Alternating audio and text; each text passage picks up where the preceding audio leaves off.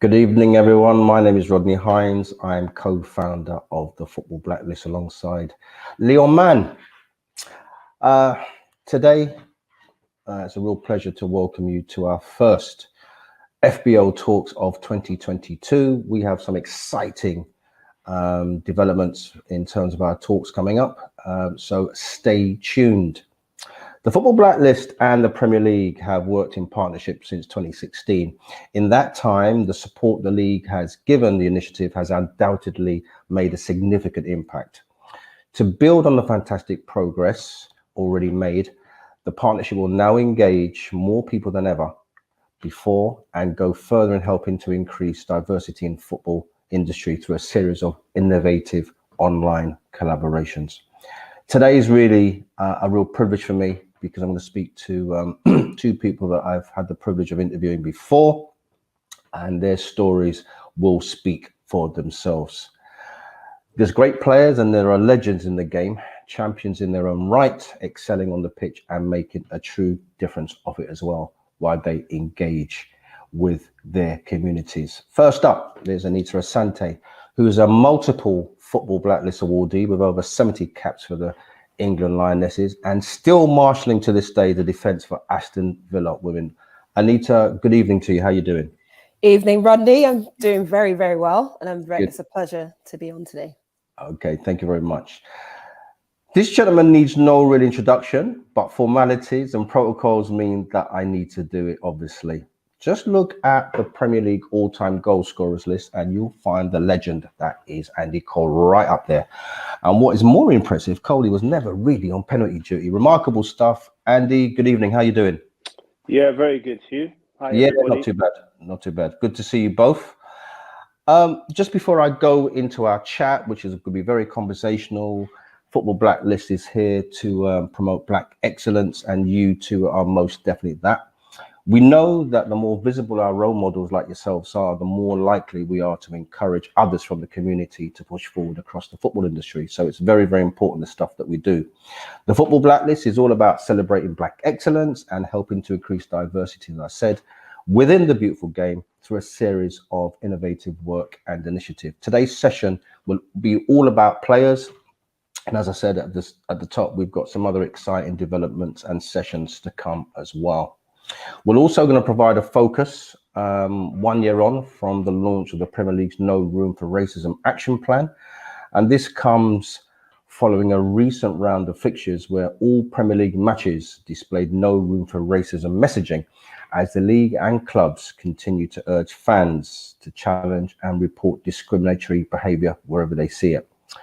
To find out more, you can visit the Premier League website and details will be, as you can see, displayed on the screen. So those are the formalities done. As I said, we've got two legends of the game on the line. We'll start with you, Anita. Just tell the audience maybe how your football journey started, your inspirations and your football heroes, and I'll ask the same question to Andy once you're done.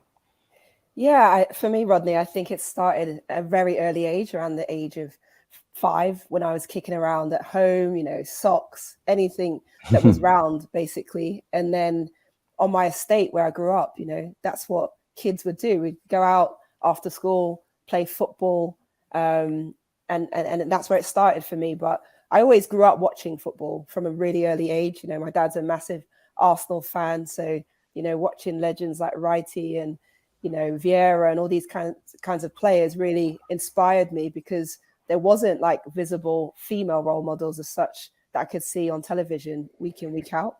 And then I just went on to play at school, and I had a really, tough head of PE who really just pushed me to go for it and got me a tryout with Arsenal.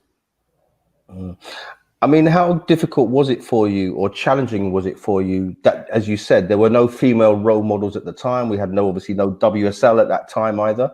How did you push through?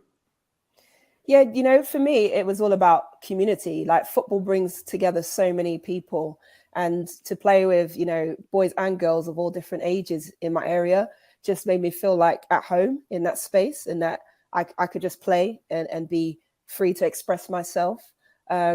And then I think the first time I heard of Mia Hamm, who was the star of the US women's national team, I was like, oh my God, there's this whole world of football out there that's bigger than my little bubble, if that makes sense. And it just made me want to research and learn more about the opportunities. Fantastic stuff. Same question to you, Andy. Early days, who were your inspirations? What was life at school like? Always kicking a ball against the wall? What was it for you?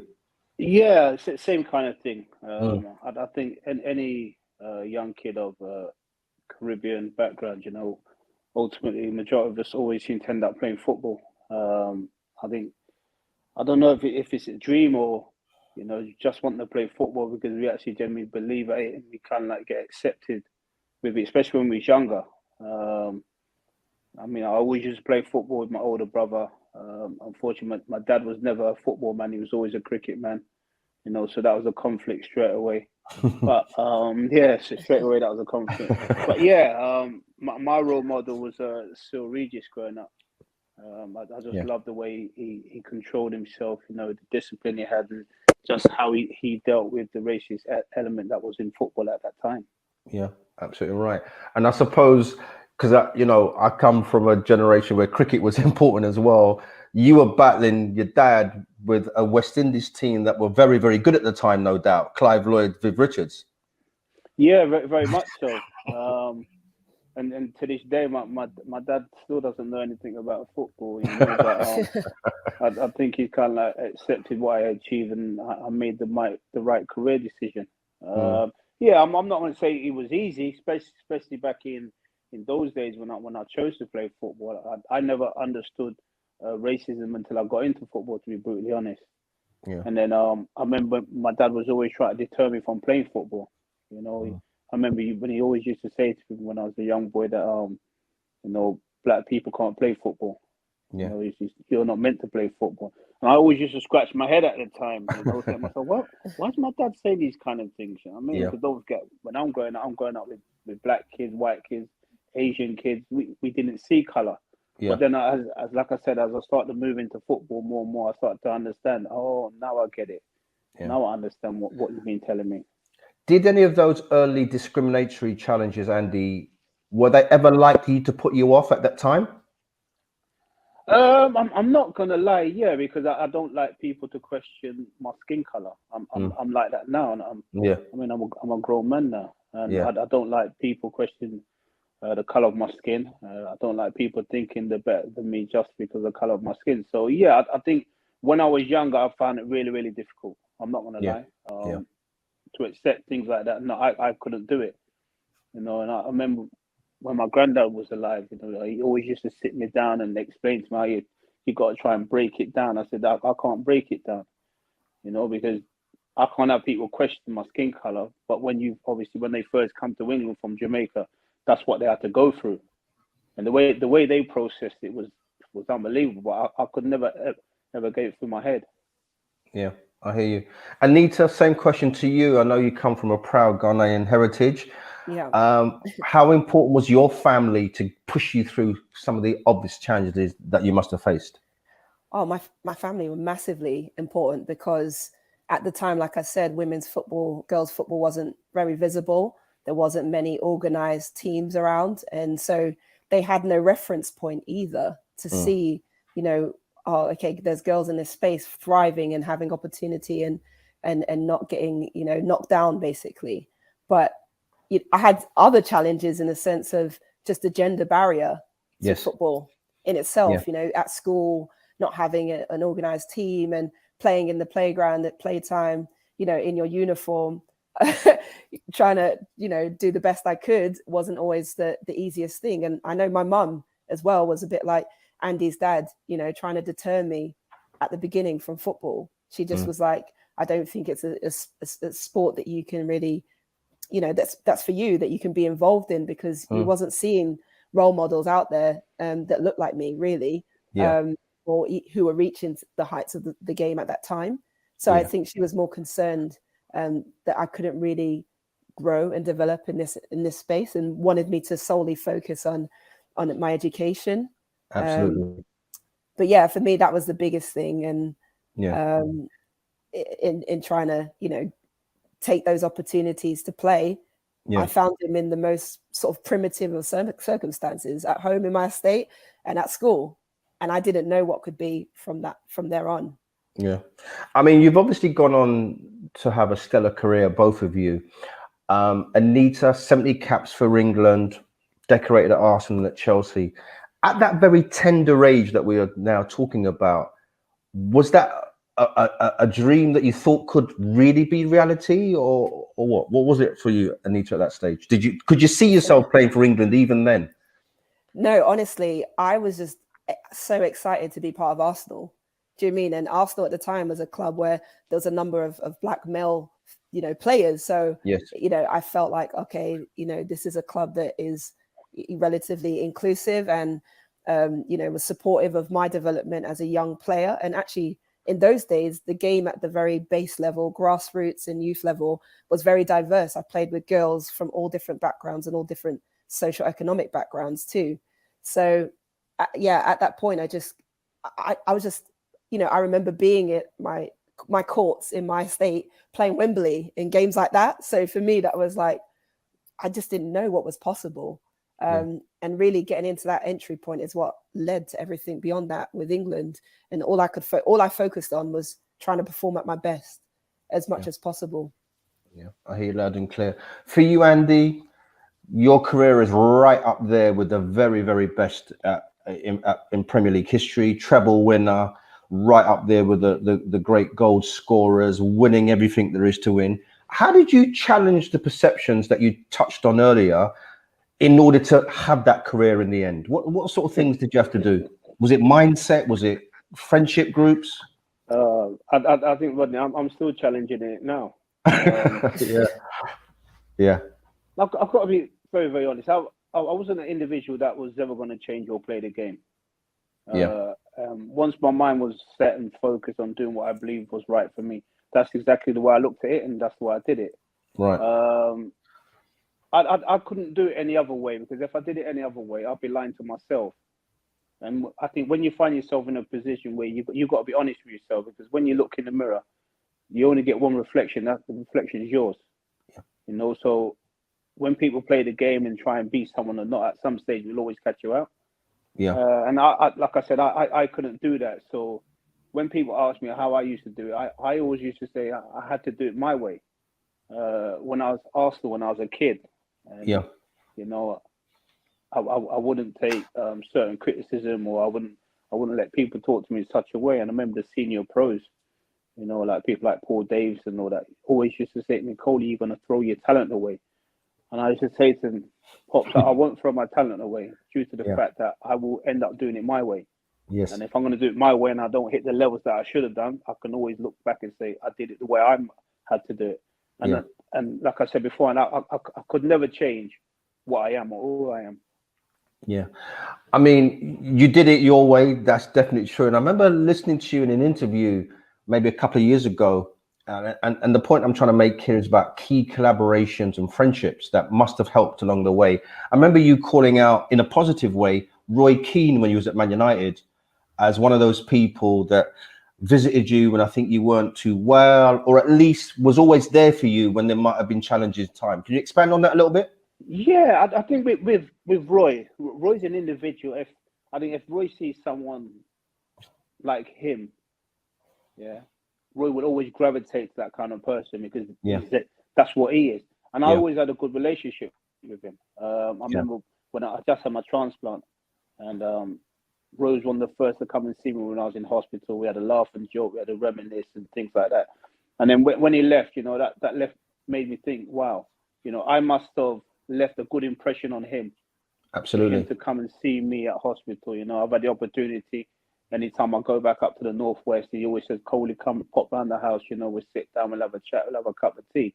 So like I said, I always say to myself, I must have left a good impression on him for someone like to be able to do that, because Roy's not going to open up his house to everybody. You know, if you see him and you see the way he talks, he's not going to get on well with everybody. But you know, as the saying goes, you know, it's two peas in a pod. Absolutely, that was definitely me and Roy. Just want to touch on your health at the moment, Andy. How are you? I know you're doing so much great work to promote kidney scenarios for people in the community. How's that going? How's your health? Yeah, it is what it is. I think for me personally, I think acceptance is very, very tough, because we're not used to accepting, especially when you come from a sporting background, but especially being a little bit stubborn as well. But I try my best to work with it. I think I've got a massive plus at the moment, because my PT, Wayne Andrews, he has the same problem. Right. Okay. And what we do, we bounce things off each another night. So I feel a lot better that virtually every day I can talk with someone who understands the process, what you go through, medication, the ups and downs and things like that. So yeah, it's not easy. No 2 days are the same, and sometimes, you do end up, your mind does wander a little bit, saying what if, but it is what it is. I have to be very honest. Okay, I hear you loud and clear. Now, both of you, as I said in introductions, stellar careers, multi-decorated. Amongst the highlights, Anita, what's amongst the highlights of your career to date? I'm not saying that you're done yet. I still see you in the Aston Villa kit. Highlights for you during what's been a fantastic career. Yeah, I mean, gosh, there's so many, but for me, it has to be kicking off the 2012 Olympics. To represent Team GB and be in that position, in front of a home crowd, and my friends and family are here to see and watch those games. Was just an incredible feeling, because I never imagined ever playing in the Olympics, since it wasn't something we were privy to in the past. But that definitely is one of the highlights, and I think the other one has to be winning the quadruple with Arsenal, because I think we just had such a special group of players who, on the field, I felt would go to bat for me, and I would go to bat for them likewise. And off the pitch, we just had such a good rapport and support network for each other. And I think it didn't matter whoever we would play against, there was always that feeling that we would come good, because it didn't matter, on paper, if another team was better than us, it didn't matter. I just trusted every single one of the individuals that was going to cross the white line with me. Name me some of the individuals that were in that team with you, Anita, please. Yeah, in that team, we had players like Kelly Smith, who's one of our all-time greatest England players. You had Leanne Sanderson, Jane Ludlow, who was our captain, Faye White, Gemma Davison, Julie Fleeting, Kira Grant, a number of players that honestly, I think have not really been able to sort of enjoy in a kind of public way what they've achieved at the club, because now obviously the visibility of the game is where it is, which it wasn't at that time. So I got to give a massive shout out to them and that team, because no English team in the women's game has ever replicated that so far. So we did something, I think, really special. Yeah, absolutely right. Andy, I'm not sure where you're going to start in terms of highlights. There have been so many, but for you, amongst your highlights, I'll use the word amongst your highlights. Treble winner. I know you had this great rapport with Dwight York, which you guys thoroughly enjoyed. Where do you start? I'll leave to you. Yeah, I've been very. I have to. I've been very lucky. I've played with some unbelievable players. I played at the Premier Club in England. In Europe possibly as well. Playing at Manchester United is a great honour. Went on to, like you said before, and win the treble. I think that season is definitely the highlight of my career. No British team has done that again, and it will be difficult for any British team to do that. Because we had a little bit of luck that made us do it as well. But I look at things like that and say to myself, right, where I started from and where I ended up. It's just a great honour to be involved now. I played with some unbelievable players. Roy Keane, Ryan Giggs, David Beckham, obviously Yorkie, Scholesy, Peter Schmeichel. The list is endless. Yeah. So when people ask me this question, I always resort back to '99, because it was such a special feeling to know that we're the first British team to complete something like that. Yeah. And we're talking over 20 years later, no British team has been close to it. Absolutely right. It's something that you'll always treasure. What was that magic dust that you and Yorkie had? What was that magic dust? Because it was obvious, it was clear, on and off field. You know when I say that the big man send you things at times, you know. Yeah. I was fortunate. I think at that time that's what the big man's gift was for me. Yeah. You know, Yorkie came that season. He came to season 99, and there was a possibility of Patrick Kluivert coming to Manchester United. Patrick went to Barcelona, so that most probably would have been me moving on. You know, it took me a few games to get myself into the team. Then the manager gave me a game against Southampton at the Old Dell, and he worked from there. And with me and Dwight, we're polar opposites, and I mean polar opposite. You know, Yorkie is very, very flamboyant. You know, one of Yorkie's nicknames is Flair. Now, I'm not a flamboyant individual. You know, I like to keep myself to myself, keep my head down. You know, but I'm very, very streetwise with that. And that's why we got on. You know, that's why we got on. You know, I would always watch his back because, I mean, when you're flamboyant like the way York was, at times he didn't know how to watch his back. You know, but that's why I'm totally different. You know, I always like to know what's going on around me. You know, but we're two people and we're two opposites, and that's what attracted. I think our heritage helped as well. Obviously, Dwight being from Tobago, and obviously me growing up with Jamaican parents. You know. I think that Caribbean thing was there straight away because the respect we had for each another, the way we spoke to each another, and the way we understood each another, you know, it just worked straight away.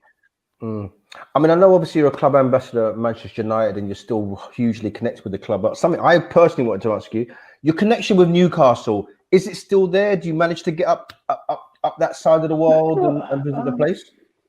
No, Newcastle is a very, very strange one. Yeah, I always enjoyed my time there. I've enjoyed going up there the few times that I have been up there. But I think some of the Newcastle fans actually believe that I instigated the move. Well, this time I had nothing to do with the move. So I think some of the fans are still disappointed in me. Okay. You know, but you've got to get on with life. I look at it this way. Newcastle made a hell of a lot of money on me at that stage. £6 million in '95, whatever that equates to now, it's a lot of money. That's a lot of money, yeah. They had great service at me, and I thoroughly enjoyed my time there. But sometimes things get tainted. Yes. Things get tainted due to people taking on false information. Yeah, I hear you loud and clear. Despite, and maybe despite's the wrong word, your careers and the burgeoning Black football talent that's coming through WSL, Premier League, etc., etc., there are still stereotypes about Black footballers. How do we go about breaking those, Anita? Yeah, I think it's an unfortunate. Well, it's a part of the game that has existed for too long, really. The biases and that are creating these challenges for individuals to break into the sport and obviously also get to the highest level in various positions. But I think one of the main ways to tackle it is to talk about it, you know, and not to shy away from the subject, even though it may at many times feel uncomfortable. You know, it's an issue that needs to be confronted first and foremost to understand why people think the way they do or why they, you know, behave a certain way towards certain groups of people as well. And I just think ultimately, the more representation there is on and off the pitch in various capacities will go a long way into breaking those stereotypes and prejudices that are held against what people can actually do. You know, because often there are a lot of stereotypes about how effective people can be, say in management or in the boardroom in other areas, without even giving people those opportunities to see how they can develop and also support systems within the game in terms of mentoring and things like that is crucially important. But until our voices are really heard in the areas that matter and where power for me is executed, I don't really feel we can really do, we can really tackle those challenges effectively. I hear you. Andy, if there has progress been made, what's your view of that in terms of how Black players or Black people within the game of football are being treated or represented? Progress in what way? In terms of greater opportunity, potentially, for Black people within football. No, there has been no progress. I'm not going to sit on the fence with this either. Yeah. There has been no progress. You know, people talk about, there's more initiatives now towards black and no, there hasn't. You know, so we can't beat around the bush and say, we're doing this, we're doing that. You know, because we've been doing this, we've been doing that for how many years now? I speak about this quite a bit. You know, it took, you know, something to happen in the USA for people to start looking at things and say, okay, we need to start changing a few things now.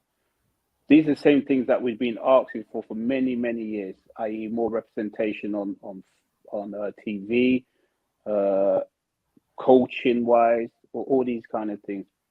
TV, for me personally, went over the top. Yeah. Over the top, way and beyond that, what they really wanted to do. But it's just like, right, we're showing everybody that we're trying to do something. In a coaching capacity or a management capacity, it's still exactly the same. Nothing has changed whatsoever. So when people talk about, we're trying to help, you know, we need to continue to talk about it. We need dialect. Well, how many more years or how much more time do we need to spend having dialect talking about exactly the same thing? And it's tough, you know, because when we talk about, we do lose generations of black players. You turn around and say, you know, once I finish playing football, that's me done. You turn and say, well, you've got so much to give back. Well, yeah, I might have something to give back, but I'm not going to be given the opportunity to give it back. So what do you want me to do? Yeah. You know, and I still find that very, very frustrating.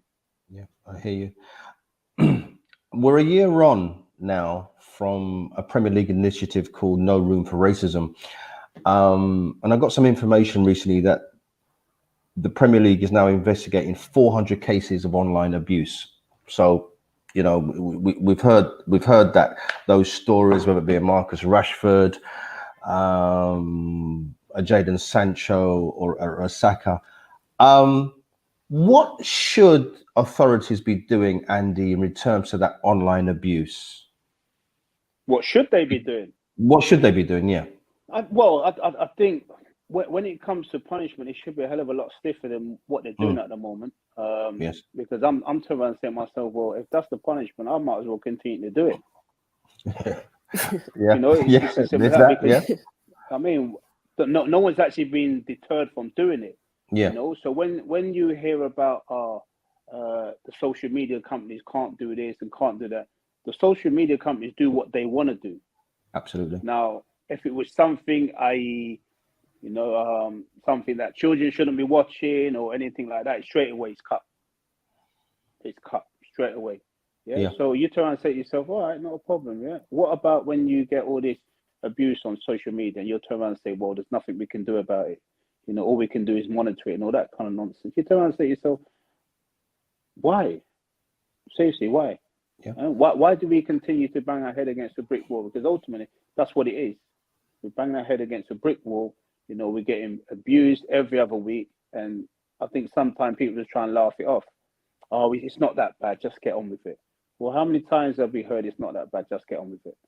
Yeah. Anita, do you I would imagine you back up Andy's view in terms that more needs to be done. We have the No Room for Racism action plan a year in, but clearly more needs to be done, doesn't it? Yeah, 100%. I mean, Andy, spot on. You know, it's just excuses. That's what you keep hearing from social media companies is excuses, because they have the artificial intelligence that, you know, they put in millions of pounds or dollars into getting technology so they can see how many likes and retweets and whatnot, you know, to keep on advancing their platforms. You know, so for me, I almost question is racism or discrimination and abuse part of what they are happy to promote on their platforms? Does it monetize for them? Is that why they're not working hard diligently to just cut it off straight away? So for us, it is banging your head against a brick wall, because you're not even seeing Facebook and Instagram and all these companies actually just condemn it up front. That's not happened, has it? From, you know, major CEOs and whatnot. So I don't think they're taking it seriously at all. Yeah. I mean, we're talking about a scenario where young people try to come into the game might wonder what's going on, because as Andy said, the progress from back in the day to where we are now doesn't seem to be as great or as it could have been. Initiatives like the Football Blacklist, Anita, where we look to highlight what Black people are doing within the game, has to be a positive move, doesn't it? To let the wider world know that we have a role to play. Absolutely. I think the Football Blacklist, it kind of reminds me of BET in America. You know, when Black people across the world feel like they don't get highlighted for their achievements or their contributions to their industry, Football Blacklist is given these opportunities for people to actually understand what is going on, within the game, and how we add value in loads of different spaces within the game to the sport. And that, we want to progress the sport. We want to make it more inclusive. We want to, keep driving it forward and actually make it a safe space for not only players on the pitch, but people working within the game along all platforms. So for me, it's really important. And I think it's shown how it can actually empower others, by being able to celebrate the work of people within the game. Other people get to see that and go, why not? Why can't I drive myself forward and try to reach my goals within whatever space within football? Andy, do you feel that we need more Black chief executives, people on boards to maybe help change from the top down? Rodney, 150%. Yeah. We need more. And you know what used to frustrate me even more so, especially with us Black people, yeah. When we used to get jobs, we always used to turn around and say, it's the best man for the job. Yes. Yeah. That used to infuriate me. That really did infuriate me. Due to the fact that we'd got a job. One of us had got a job. When we lost our job and we couldn't get back in, we would turn around and start saying, well, it's because I'm Black. Well, when you was in the job, it was the best man for the job. But now you realize you're not in a job no more, how tough it is. So that's where what we have to do is we have to elevate each another. Yes. We have to. And that's, for me personally, that's the only way we're going to grow, if we start to elevate each another. So if we get people in higher positions, like if you look at Les, like QPR, I think Les is doing an unbelievable job. Superb. I really do. He's more than prepared to say, okay, then, I'll give you a chance. I'll give you a chance, give you a chance. If you mess up, naturally, I'll have to take the job away from you, but I'm prepared to give you the chance. And if you look at the progression they've made at QPR, I think it's unbelievable. That's the way we're going to move forward, not by questioning each another. Yeah, absolutely right. The collective wins every day. Anita, in terms of the women's game, does the struggle continue? Is it being viewed with a bit more positivity in terms of Black women within the women's game? Yeah, I think within the women's game, I think there's a kind of mask of positivity because of where the game was, and in terms of being this organic sport for girls, all girls can play from everywhere and every background. And that's kind of how I came into the game, because it was like that. But as it's grown and the professionalism and the structures that it's becoming embedded with, it's actually excluding a lot more girls who aren't able to maybe get access, don't have the role models that can support them and get them into the sport and other areas. So I almost think the opposite is happening. It's kind of a bit shiny and glossy at the moment because we got the TV coverage, some of the higher profile clubs, but the representation isn't there.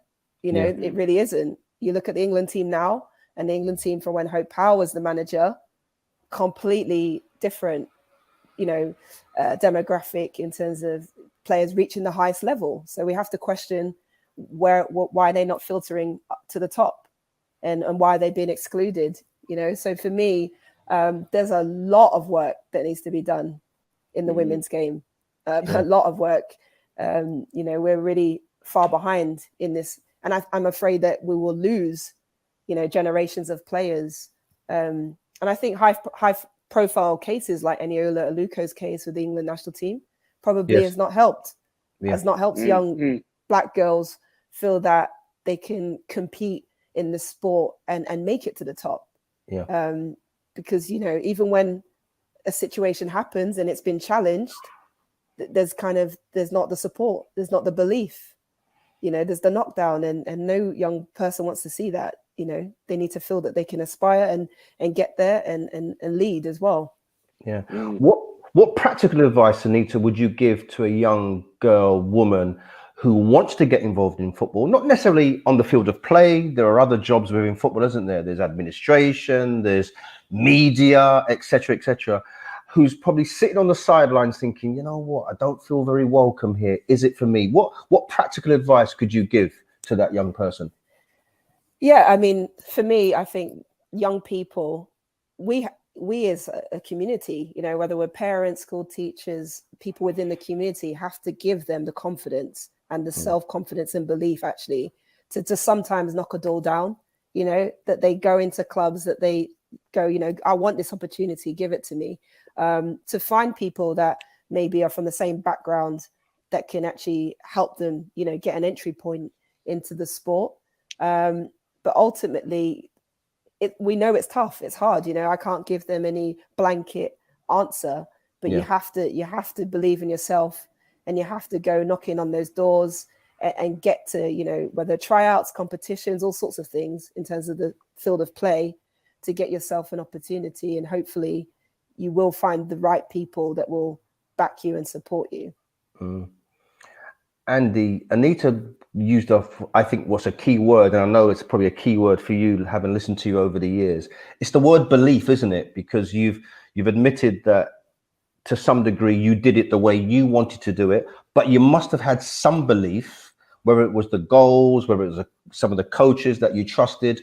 You must have had some belief given to you, or that you had at the time, to keep you going. Yeah, like I said, I think a lot of your belief or your help and your stability is always going to come from the people you love. Being young, I remember sitting down and talking to my granddad and, my brother, my sister, whoever it may be. Just talking about things, and, when things are not going well, just turn around and say, I can't bother with this nonsense anymore. I'm done. And people talking you around and saying, no, you're not done. You got to stick with it. There's going to be ups and downs, whatever you do. Yeah. And I will always look back on those things. School teachers, always prepared to go that 1 inch further to try and help you. Yes. Get on with your dream. Up to the other day, I met one of my school teachers the other day. I don't think I've seen him for over 30 years. Yeah. And he's popped up out of the blue, and the smile on his face, that's the first time he's seen me since obviously I became what I became, achieved what I achieved. I think people like that, will always leave that legacy with you as well, because they give you the opportunity. They looked after you just that little bit more at school, to whereby, you could go through and do what you had to do. A bit of a hypothetical for both of you, but an Andy Cole of 2022, looking back at the great stellar career that you had, what would you, if anything, have done differently if you was at the start of your career again? Nothing. Absolutely nothing. Would have gone down the same path. Yeah, I would have to, because like I said, if I'm going to be true to me, how could I turn around and say, Cole, you could have done this or not? Yeah. No, because unfortunately for me, I took every battle even a battle when I shouldn't be taking it, I take it up. Yeah. And I remember, obviously, being at Manchester United, and Sir Alex Ferguson, he always used to sit me down and say, Coley, your pride will kill you. You'll start around an empty house. But that's all I had was my pride. I come from people that are very proud of what they are. So if I lost my pride, I'm turning around and saying to myself, what else do I have? The way I had to deal with things, if my pride was hurt, it was hurt. But I'd have to pick myself up, dust myself down, and then keep it moving. So I couldn't change anything, not at all. Yeah, fantastic. Anita, same for you. And if you were back at the start of the journey, would you change anything with a little bit of experience? I know it's a bit of a hypothetical. But... No, I mean, I think the main thing probably I would change is, to be fair, when I was a kid, I was already breaking barriers by being a girl playing football in my tracksuit. Yeah. So for me, at that point, I was kind of unapologetically myself. But just having that voice, I think earlier on when you're younger, because I think as well in society and school and certain institutions, you know, when you're young, it's like kids, you don't really have a voice. You do as you're told, you listen, you follow the thing. But I think when I was younger, and I really felt that like I could challenge certain things, you know, whether I wanted something to happen in my school, like let's set up this team or things like that. I wish I, you know, had the confidence maybe then to really do those things that I definitely have now. Yeah, I hear you. Andy, in terms of the game and some of the stuff that you've talked about and we've shared on this forum, surely the game of football, dubbed the beautiful game, has to be better off if black people, not just on the field of play, but in the boardrooms, in the medical centers, etc. It surely has to be a better game if it's more inclusive. You know, you'd like to think so, Rodney, but don't forget, look how long it took us to be accepted as players. Yes. You know, it took us a hell of a long time, and I think to a certain extent we've still been accepted now because the younger generation face it as well. You know, he's arrogant, he's got a chip on his shoulder, and I mean, just the way the boys carry themselves, you know, and people don't look beyond that stereotypical way of looking at black kids. Yeah. You know, when are we going to put that aside? Yeah. You know, I'm not sure. I think when people start to put that aside, maybe we can move forward. Maybe we can start to progress, i.e. into management more, upstairs even more. But as long as people have this perception of us, we can't progress. You know, like I said, if you look at management material, if you look at how many black managers they are managing now, if you look at how many black coaches they are now, you can count on one hand. And then you ask the question, why? And then we always go back to, oh, you know, we're working on it, we're progressing. Oh, I'm done with progressing. Because it's taking that long. Yeah, I can't see where the progress is actually getting. Yeah. And Anita, back to the women's game. It's in a pivotal stage, isn't it? I mean, the WSL is getting all this love and excitement and money, I would imagine. In order for black women to get their opportunity, lessons need to be learned from the men's game as well, don't they?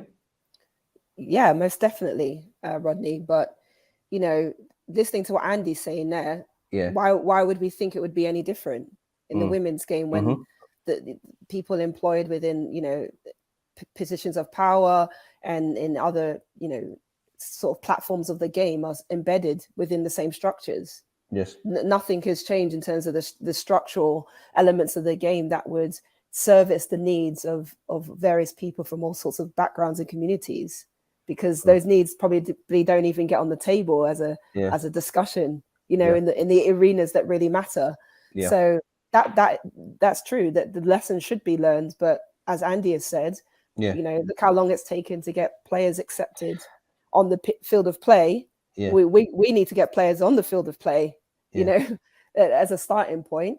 But also, you know, I was thinking about this the other day, and I thought, what if football has just gotten to a place as well where they were so satisfied to go, well, we've got the representation on the pitch, and we're doing everything we can there, because hopefully they'll be happy with that. That'll be enough, you know, rather than, you know, that they're capable as well to get into management, you know, exec positions, coaching positions, and things like that. Yeah. So as long as these structural elements are still there, as long as these, you know, things are still there, it's always going to hold us back. So let me ask you this question, Anita. That's a great point there. Great point. Yeah. Anita Asante, knowing you as I do, can I expect you to one day be a CEO in the world of football and make a difference? Because I know you're in there making big decisions and people respect you. Is that somewhere we can hopefully see you in years to come making big and tough decisions? Listen, I would love to be in that position one day. And as Andy had said earlier, to lift people, you know, when you get that position, to bring people along with you and open a door of opportunity, because none of us would get to where we got to without that kind of support, you know, whether it be in our family and other people around us. But ultimately, like I said, when you're a positive disruptor, people don't want you there. People don't want you at the table. People don't want you at the table. So it's getting there first, you know, and once we get there, that we actually have the power to start making, changeable decisions. For real. Absolutely right. I mean, Anita, you used the term lift people. I'll go to Andy first on this one. You do both recognize that by what you've done on the field of play and beyond, that you've lifted people that thought that they might not be able to get into football, had no interest in getting to football. You do realize that you're the ultimate role models for many within the community based on what you've done, Andy. I know you're modest. I know you're modest, but I don't look at myself as a role model. Mm-hmm. We could, we can all be whatever we want to be. You did what you did in excellent fashion at the biggest club in the world. Yeah. But we can be whatever we want to be. Don't let anyone tell you can't be something. Good. Yeah. And I found growing playing football, everyone was telling you what you couldn't do. Everyone was telling you your weaknesses. Yeah. No one's talking about your strengths. What are my strengths? No. No one doesn't talk about those because everyone wants to keep you at a certain level. Yeah. So I look at myself as an individual that gave everything to try and make it easier for the next generation. Yes. Or try and make it easier for the black man or black woman who's got a normal 9 to 5 can do whatever they want to do. And you certainly did that. And that's the way I look at things. You definitely did that. Trust me. Your goals, and I'm just talking from a personal viewpoint, your goals and the way that you did what you did with Yorkie and all the other players at Man United uplifted people like me. It was inspirational. Anita the same. It's powerful though, isn't it? Sport. It has the ability to change the world, Anita, doesn't it? Yeah, of course it does. I think you see every World Cup, every major competition, whether it's a domestic cup, the league to world competitions, it just unites people from all over the world in this moment of like sheer joy and passion and things that your life stops for a minute because it's something you can all engross in.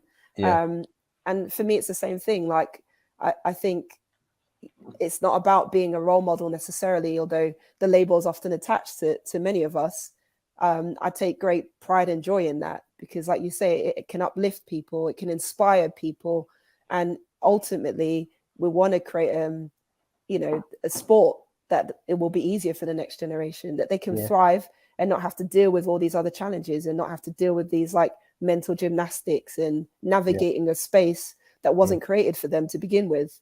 They'll come into it and be able to actually focus on what they came to do, which is to play the game, enjoy it, and inspire people. Well done. Andy, in terms of the development and progress of African football, this World Cup qualifier just confirms that African football continues to go in the right direction, doesn't it? Yeah, he's been doing that for years. Yeah. If you look at the quality of players that have been coming through Africa throughout many, many years now, absolutely phenomenal. Yes. And it's really, really special to see that they're touted now as some of the best players in the world, and rightly so, because technique, ability, intelligence, footballing IQ, they've got it all in abundance. We don't have to talk about, they've got pace, they're powerful. No, stop that.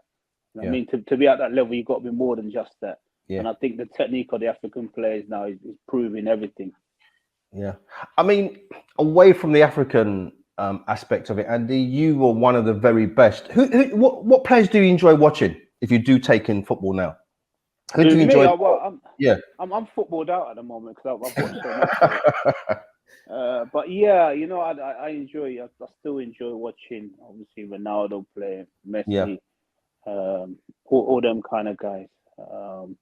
Football is a game that I say I'm footballed out, but you're still going to take it in the mud games. You watch the Premier League. I love watching Salah play. I think Salah is an absolute dream.